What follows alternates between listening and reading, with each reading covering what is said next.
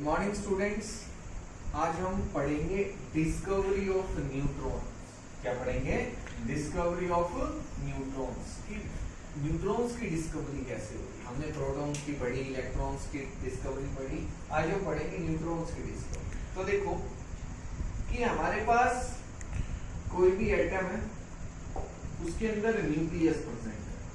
उसके अंदर क्या प्रेजेंट है? न्यूक्लियस प्रेजेंट है, जिसपे पॉजिटिव चार्ज होता है। ये हमने पढ़ा है अभी, जो हमारा मॉडल है उसके अकॉर्डिंग ही एटम का जो मॉडल है उसमें इलेक्ट्रॉन होता है। ये पॉजिटिव और नेगेटिव चार्ज दोनों इक्वल है, ठीक है। दोनों जितना पॉजिटिव है उतना ही नेगेटिव है। जो एटम है वो ओवरऑल न्यूट्रल होता है, ये हमने पढ़ा, ठीक है। तो देखो हमने क्या किया कि कोई भी एटम है, हमने पहले इलेक्ट्रॉन और प्रोटॉन दोनों को फाइंड किया कि कितने इलेक्ट्रॉन्स है कितने प्रोटॉन्स है। यहाँ इलेक्ट्रॉन्स पता लगा लिए तो उतने प्रोटॉन्स थे। दोनों का मास कैलकुलेट कर दिया और सम कर दिया, दोनों के मास का सम कर दिया, देखा वो कितना है, उसकी कोई भी वैल्यू थी x। और जब हमने एटम का मास देखा तो उसकी वैल्यू थी y। मतलब ये वैल्यू सेम नहीं थी, थोड़ा सा इनमें डिफरेंस था कि x और y ये तो सेम होनी चाहिए थी कि किसी भी एटम के अंदर इलेक्ट्रॉन और प्रोटॉन प्रेजेंट है। हमने एक्सपेरिमेंट से देखा था, ठीक है। डिस्चार्ज ट्यूब के अंदर कैथोड रेज और एनोड रेज से हमने पता लगाया था कि इलेक्ट्रॉन प्रेजेंट होते हैं और प्रोटॉन होते हैं और दोनों इक्वल होते हैं। और इन दोनों के सम का अगर मास कर देंगे, दोनों के मास का अगर हम सम कर देंगे तो कितना आएगा? x आएगा। और एटम जो था उसका जो मास था वो y था, मतलब इससे कुछ डिफरेंट था। तो ये डिफरेंट क्यों आ रहा था? And y is slightly greater than x। जो एटम का मास था वो ज्यादा था x से, मतलब x की वैल्यू कम थी। तो इससे हमें पता चला कि अभी एटम में कुछ और भी पार्टिकल प्रेजेंट है। कोई भी एटम है उसके अंदर कोई और सब पार्टिकल भी प्रेजेंट है उसके अंदर, ठीक है। अब वो सब पार्टिकल क्या था? न्यूट्रॉन। सब पार्टिकल क्या था? न्यूट्रॉन था, जो न्यूट्रल था, जिसपे कोई चार्ज नहीं था, जिसपे कोई भी चार्ज नहीं था। ये इससे हमें पता है कि एटम में कोई भी एटम है उसके अंदर न्यूट्रॉन्स भी प्रेजेंट होते हैं। क्या प्रेजेंट होते हैं? न्यूट्रॉन्स भी। कि हमने इलेक्ट्रॉन और प्रोटॉन दोनों के मास को कैलकुलेट किया, एटम का मास देखा, दोनों अलग आ रहे थे। तो अलग किसकी वजह से थे? कि उसके अंदर कोई और भी अदर एलिमेंट प्रेजेंट है, अदर पार्टिकल प्रेजेंट है, जिसको हमने न्यूट्रॉन बोला। जिसको हमने क्या बोला? न्यूट्रॉन। और वो कैसा था? न्यूट्रल। कैसा था? न्यूट्रल था। तो बाद में चैडविक ने एक एक्सपेरिमेंट भी किया, ठीक है।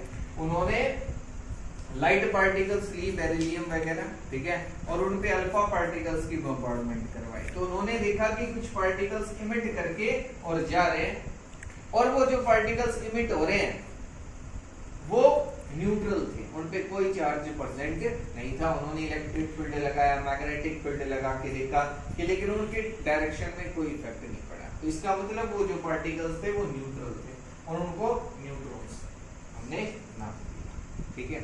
ये था डिस्कवरी ऑफ न्यूट्रॉन की। अगर हम बात करें कि हमें न्यूट्रॉन के बारे में कैसे पता चला। अब अगर हम बात करें mass of neutron, mass of neutron, और तो अब इसका मास कितना था?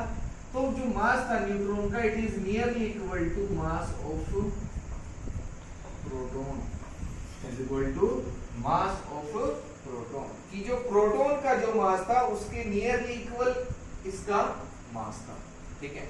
अब हमारे पास मास ऑफ इलेक्ट्रॉन, ये हमने एक जगह लिख लेते हैं कि मास ऑफ इलेक्ट्रॉन कितना था, मास ऑफ प्रोटॉन कितना था, ठीक है, और मास ऑफ न्यूट्रॉन कितना है, ये हमने पढ़ा था। इसकी वैल्यू थी 9.1 इंटू 10⁻⁻31 kg। और प्रोटॉन का जो मास था इसकी वैल्यू थी 1.67 इंटू 10⁻⁻27 kg। और इसका भी सेम आएगा, ठीक है। नियरली सेम का मतलब है कि इन वैल्यूज को आगे ले जाएंगे तो वो डिफरेंट हो सकती है, यहाँ तक ये वैल्यू सेम है, इसलिए हम कह रहे हैं नियरली सेम मास था। ये आप याद रख सकते हो कि मास ऑफ प्रोटॉन और न्यूट्रॉन ये है, मास ऑफ इलेक्ट्रॉन। तो इससे हमें मास ऑफ न्यूट्रॉन भी पता लग गया और हमें ये भी पता लग गया कि जो चैडविक ने जो एक्सपेरिमेंट किया था कि उसमें न्यूट्रॉन्स भी किसी भी एटम में न्यूट्रॉन्स भी प्रेजेंट होते हैं, ठीक है। तो ये तो बात हो गई न्यूट्रॉन्स की। अब हम पढ़ेंगे मॉडल्स की, डिफरेंट मॉडल्स जो एक्सप्लेन करेंगे स्ट्रक्चर ऑफ एटम को। इसको स्ट्रक्चर ऑफ एटम को कि हमारे पास पहले कौन सा मॉडल था, फिर वो उसकी क्या लिमिटेशंस थी, क्यों फेल हो गया, इस तरीके से हम उनको पढ़ेंगे। तो कौन कौन से वो हम स्टार्ट करें। मॉडल्स ऑफ एटम्स की अगर हम बात करें तो हमारे पास डिफरेंट मॉडल्स थे। सबसे पहले जो मॉडल था वो था थॉमसन मॉडल ऑफ एटम, ठीक है। इसको वाटरमेलन मॉडल भी बोला जाता है। जे थॉमसन ने दिया ये 1898 में, ठीक है। उन्होंने क्या कहा कि जो एटम है वो एक स्फीयर की तरह है, ठीक है। इसमें मैं आपको बताऊंगा कि जस्ट एटम के बारे में, ठीक है, कि क्या मॉडल दिए, इसमें लिखवाने का कुछ नहीं है, ठीक है। तो इन्होंने कहा कि जो आपके पास एटम है वो एक स्फीयर है और उसके अंदर पॉजिटिव पार्ट जो है वो पूरे स्फीयर के अंदर प्रेजेंट है, ठीक है। इस तरीके से फैला हुआ है उसके अंदर पॉजिटिव पार्ट जो पॉजिटिव चार्ज, ठीक है। कि कोई भी एटम है वो इलेक्ट्रिकली न्यूट्रल है तो उसके अंदर नेगेटिव पार्ट भी होगा। तो उन्होंने कहा कि जो नेगेटिव जो पार्ट है, जो नेगेटिव पार्टिकल जो होंगे वो इसमें एम्बेडेड होंगे कहीं, ठीक है। इस तरीके से बीच बीच में नेगेटिव जो पार्ट है वो प्रेजेंट है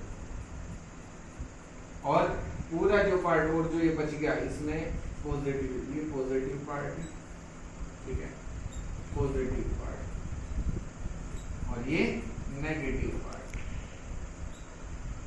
नेगेटिव पार्ट। मतलब यहाँ क्या प्रेजेंट है, ये इलेक्ट्रॉन्स प्रेजेंट है और इसमें प्रोटॉन्स। इस तरीके से उन्होंने बताया कि जो आपके पास कोई भी एटम है वो उसमें कुछ इस तरीके से अरेंजमेंट होती है इलेक्ट्रॉन्स और प्रोटॉन्स की, कि जो पॉजिटिव पार्ट है वो तो पूरे स्फीयर में फैला हुआ है और जो इलेक्ट्रॉन्स है वो उसमें कुछ इस तरीके से एम्बेडेड है, ठीक है, कहीं प्रेजेंट है जो नेगेटिव पार्ट था। और कहा कि ये ओवरऑल इलेक्ट्रिकली न्यूट्रल है, कि जितना पॉजिटिव पार्ट है उतना ही नेगेटिव पार्ट है। ये जो नेगेटिव पार्ट है ये जो पॉजिटिव पार्ट है उसको न्यूट्रलाइज कर रहा है, ठीक है। इसलिए एटम पे कोई भी चार्ज प्रेजेंट नहीं है, इसीलिए इसको वाटरमेलन मॉडल भी बोला गया, ठीक है। क्यों? देखो हमारे जो वाटरमेलन है उसमें भी कुछ इसी तरीके से होता है कि जो रेड पार्ट है वो तो हम कह रहे हैं वो पॉजिटिव पार्ट है और उसके अंदर जो हमारे सीड्स होते हैं, जो बीज उसके अंदर जो आते हैं वो हम कह रहे हैं कि वो नेगेटिव पार्ट है। वो क्या है? नेगेटिव, वो कहीं भी प्रेजेंट हो सकते हैं उसमें। तो हम जो रेड पार्ट है उसको तो हम कह रहे हैं कि वो पॉजिटिव पार्ट है और जो उसके अंदर जो ब्लैक जो सीड्स होते हैं, जो उसके अंदर बीज होते हैं, उनको हम कहेंगे कि वो नेगेटिव, वो इलेक्ट्रॉन्स तो कहेंगे इम्पीडेड हो सकते हैं। और ओवरऑल जो एटम है वो कैसा है? Electrically neutral. कैसा है? इलेक्ट्रिकली न्यूट्रल, ठीक है।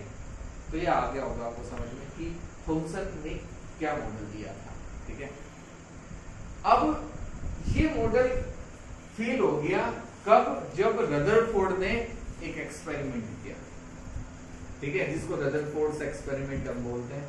बम्बार्डमेंट करा इन्होंने अल्फा पार्टिकल्स की एक थिन गोल्ड फॉइल में। उसके बाद ये मॉडल फेल हो गया कि हमने मान लिया था कि हाँ कुछ इसी तरीके से एटम के अंदर इलेक्ट्रॉन्स और प्रोटॉन्स प्रेजेंट होते हैं। लेकिन जब रदरफोर्ड ने एक्सपेरिमेंट किया तो उसके बाद ये मॉडल फेल हो गया। अब रदरफोर्ड एक्सपेरिमेंट क्या था, रदरफोर्ड मॉडल क्या था एटम का, अब हम उसको डिस्कस करते हैं। रदरफोर्ड मॉडल ऑफ एटम या रदरफोर्ड एक्सपेरिमेंट जो था, अल्फा स्कैटरिंग एक्सपेरिमेंट भी इसको बोला जाता है, ठीक है। इससे इन्होंने रदरफोर्ड जो मॉडल ऑफ एटम था उसको डिटरमाइन, ठीक है। क्या था ये मॉडल ऑफ एटम, ठीक है, या ये एक्सपेरिमेंट किया था वो हम पढ़ेंगे। तो देखो एक्सपेरिमेंट में इन्होंने क्या किया, ये आप पहले भी पढ़ चुके हो कि ये हमारे पास अल्फा पार्टिकल्स थे। उन्होंने अल्फा पार्टिकल्स की बम्बार्डमेंट करवाई थिन गोल्ड फॉइल पर। इस पे थिन गोल्ड फॉइल, ये हमारे पास गोल्ड फॉइल है, ठीक है, मतलब एक गोल्ड की शीट थी, थिन शीट बिल्कुल। हमने गोल्ड ही क्यों यूज किया? क्योंकि गोल्ड ही बहुत मोस्ट मैलिएबल मेटल जो है हम बोल सकते हैं गोल्ड को, ठीक है। इसकी थिन शीट फॉर्म करना सबसे आसान था, या सबसे थिन शीट ही गोल्ड की बन सकती थी, और किसी मेटल की इतनी थिन शीट बनाना इम्पॉसिबल, ठीक है। तो हमने क्या किया, एक गोल्ड की थिन शीट फॉर्म की और उस पे अल्फा पार्टिकल्स की बम्बार्डमेंट करवाई। अल्फा पार्टिकल्स पे पॉजिटिव चार्ज होता है। कैसा चार्ज होता है? They are positively charge, positive charge होता है, ठीक है। अब पॉजिटिव चार्ज था तो देखो कोई भी एटम है, अब हमें पता है उसके अंदर बीच में न्यूक्लियस होता है जिसपे पॉजिटिव चार्ज है, जिसपे क्या है, पॉजिटिव चार्ज है। तो यहाँ भी ऐसा ही था कि बीच में न्यूक्लियस था, हमें नहीं पता था, लेकिन क्या हुआ कि जब हमने अल्फा पार्टिकल्स की स्कैटरिंग करवाई, सॉरी बम्बार्डमेंट करवाई, तो हमने देखा कि मोस्ट ऑफ द पार्टिकल्स जो थे वो तो इस थिन गोल्ड फॉइल को पास कर गए।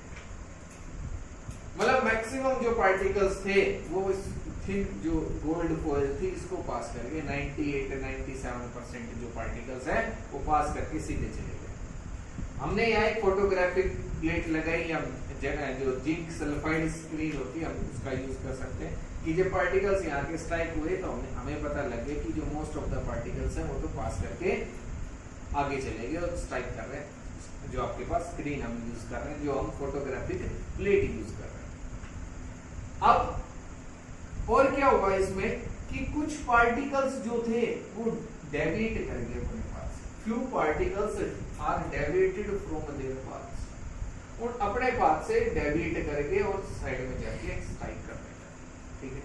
और वेरी फ्यू पार्टिकल्स, रेयरली, मतलब हम कह सकते हैं कि 10,000 में से केवल एक ऐसा पार्टिकल था जो अपने पाथ पे गया और अपने पाथ पे वापस आ गया, सेम पाथ 180 डिग्री पे रोटेट कर गया, ठीक है, बैकवर्ड डायरेक्शन में। तो ये हमने कुछ ऑब्जर्वेशन इसके अंदर नोट किए कि मोस्ट ऑफ द पार्टिकल्स जो थे वो तो पास कर गए, कुछ पार्टिकल्स जो थे वो अपने पाथ से डेविएट हो गए थे, और वेरी वेरी फ्यू पार्टिकल्स जो थे वो अपने पाथ पे वापस चले गए। तो इन ऑब्जर्वेशंस को हमने नोट किया और उसके बेसिस पे हमने जो मॉडल था, रदरफोर्ड मॉडल, जो एटम का जो मॉडल था उसके बारे में कुछ बातें गई, ठीक है, वो क्या थी अब हम उनको पढ़ेंगे, उसके बाद हम मॉडल बताएंगे कि क्या मॉडल था एटम का रदरफोर्ड के अकॉर्डिंग, ठीक है। तो ये आपको समझ में आ गया होगा कि रदरफोर्ड एक्सपेरिमेंट क्या था, कि जब उन्होंने अल्फा पार्टिकल्स की बम्बार्डमेंट करवाई तो कुछ मोस्ट ऑफ द पार्टिकल्स तो पास आउट हो गए, सीधे चले गए बिल्कुल, उनके पास में कोई डेविएशन नहीं आया। कुछ पार्टिकल्स के पास में डेविएशन आया और वेरी फ्यू पार्टिकल्स जो थे वो अपने पास से वापस आ गए, ठीक है। तो इन ऑब्जर्वेशंस को नोट किया और उसके बाद प्रिडिक्ट किया कि जो मॉडल है एटम का वो कैसा है, तो अब हम उसको स्टडी करेंगे। अब क्या ऑब्जर्वेशंस थे और उनके बेसिस पे हमने क्या कंक्लूजन्स निकाले इस एक्सपेरिमेंट के बेसिस पे, तो वो हम देखें। तो फर्स्ट जो ऑब्जर्वेशन थी कि most of the alpha particles pass through the foil without any deflection, few particles were deflected from their paths by small angles and very few particles were deflected back, और बहुत ही few particles थे जो अपने path पे वापस deflect हुए, ठीक है। तो ये ऑब्जर्वेशन थी। अब इनसे हमने कंक्लूजन्स क्या निकाले कि क्या हम बता सकते हैं ऑब्जर्वेशंस के बेसिस पे। तो जो फर्स्ट कंक्लूजन था वो क्या था कि most of the space in the atom is empty as most particles passed through the foil, कि हमने कहा कि जो एटम का जो मोस्ट ऑफ द जो पार्ट है वो एम्प्टी है फर्स्ट ऑब्जर्वेशन के बेसिस पे, कि जो बहुत सारे पार्टिकल्स उसको पास करके, तो मतलब स्पेस वैकेंट है उसके अंदर, कभी पास करते जा रहे हैं, एम्प्टी स्पेस प्रेजेंट है। अगर उसमें कुछ होता तो वो डिफ्लेक्ट करते, उनके पास में कोई डेविएशन आता, लेकिन कोई डेविएशन नहीं आ रहा तो मतलब कोई वहां कुछ भी प्रेजेंट नहीं है और वो उसको पास करके आगे चले गए।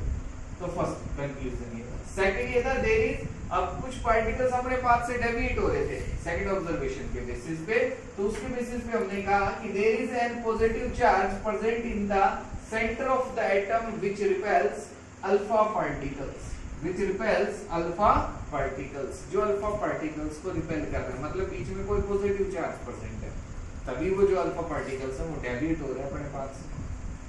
और जो थर्ड ऑब्जर्वेशन थी हमारी कि बहुत ही फ्यू पार्टिकल्स जो थे वो अपने पाथ पे रिटर्न आ रहे थे, ठीक है, अपने पाथ पे डिफ्लेक्ट हो रहे थे। तो ऐसा क्यों? क्योंकि अब थर्ड जो ऑब्जर्वेशन थी उसके बेसिस पे हमने क्या कंक्लूजन निकाला कि बीच में जो पॉजिटिव चार्ज है ना, उसका जो साइज है, उसका जो वॉल्यूम है वो बहुत ही कम है as compared to the atom, volume of the atom. The positive charge in the center of the atom present in very small volume as compared to the volume of the atom। और इस observation के basis पे हमने क्या conclusion निकाला कि जो positive charge है उसका जो वॉल्यूम है वो बहुत कम है, इसलिए जब तक एग्जैक्ट उस पे कोई अल्फा पार्टिकल स्ट्राइक नहीं करेगा वो रिटर्न नहीं करेगा, वो रिटर्न नहीं करेगा।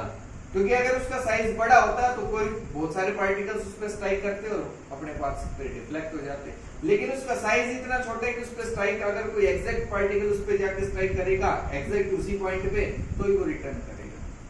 तो ये हमने कंक्लूजन्स निकाले। और हम इवनली अगर आप मान के चलो कि जो न्यूक्लियस है, अगर उसका साइज हम मान लें कि एक जो क्रिकेट की जो बॉल होती है, जो क्रिकेट बॉल होती है, अगर हम उसके बराबर न्यूक्लियस का साइज मान लेते हैं कि न्यूक्लियस का साइज इतना है एक क्रिकेट बॉल के बराबर, तो एटम का उसके कंपैरिजन में कितना बड़ा है कि आप एक रेडियस उसके चारों तरफ कर लो 5 किलोमीटर, कितनी 5 किलोमीटर की, कि आपके पास ये क्रिकेट बॉल है, ठीक है, इसके सेंटर से और आप 5 किलोमीटर इधर चले जाओ और एक सर्कल ड्रॉ कर लो, तो ये आपके पास जो एटम होगा उसमें ये जो पॉइंट होगा ये न्यूक्लियस होगा, इतना स्मॉल साइज होता है। अब 5 किलोमीटर बहुत होते हैं, क्रिकेट बॉल मतलब दिखाई भी नहीं देगी आपको, ये आप देखेंगे इतना छोटा साइज होता है न्यूक्लियस का किसी भी एटम, ठीक है। तो ये हमारे पास कंक्लूजन थे। अब मॉडल क्या था, क्या उसके लिए बातें कही गई मॉडल के लिए, अब उस मॉडल को हम कैसे डिटरमाइन करेंगे। अब अगर हम बात करें रदरफोर्ड मॉडल ऑफ एटम की, तो उन्होंने क्या कहा, ये जो ऑब्जर्वेशंस और कंक्लूजन्स के बेसिस पे उन्होंने कहा कि कोई भी एटम है उसके अंदर जो पॉजिटिव पार्ट है, वो जो न्यूक्लियस हम बात कर रहे हैं वो सेंटर में होता है और उसका जो वॉल्यूम है वो बहुत ही कम है, वो बिल्कुल किसी भी एटम के सेंटर में लाई करेगा। और जो इलेक्ट्रॉन्स हैं वो इस न्यूक्लियस के चारों तरफ रिवॉल्व कर रहे हैं, ठीक है, ये जो इलेक्ट्रॉन्स हैं वो उसके चारों तरफ रिवॉल्व कर रहे हैं फिक्स्ड ऑर्बिट्स में, ठीक है।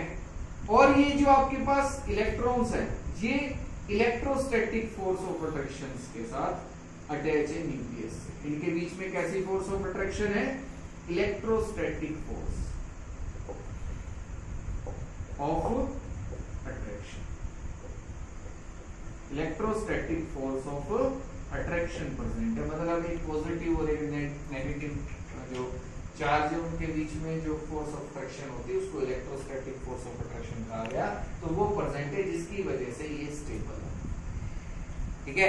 इन्होंने ये मॉडल दिया एटम का। ये पढ़ते हैं हम अभी कि आपके पास न्यूक्लियस जो है वो सेंटर में और इसके चारों तरफ जो इलेक्ट्रॉन्स है वो रिवॉल्व कर रहे हैं, लेकिन इसकी क्या लिमिटेशंस थी। अब ये जो मॉडल था वो भी फेल हो गया था, हमने इसके बाद बोर्स मॉडल लिखा, ठीक है। क्या इसकी लिमिटेशंस थी, क्या एक्सप्लेन नहीं कर पाया रदरफोर्ड मॉडल ऑफ एटम, वो हम नेक्स्ट क्लास में करेंगे, ठीक है। लेकिन हमें ये याद रखना है कि रदरफोर्ड मॉडल ऑफ एटम क्या था, उन्होंने क्या कहा कि जो न्यूक्लियस है वो सेंटर में लाई कर रहे हैं और जो इलेक्ट्रॉन्स है उसके चारों तरफ रिवॉल्व कर रहे हैं फिक्स्ड ऑर्बिट्स में, इसमें फिक्स्ड ऑर्बिट्स में, और उनके बीच में इलेक्ट्रोस्टैटिक फोर्स ऑफ अट्रैक्शन लाई कर, ठीक है।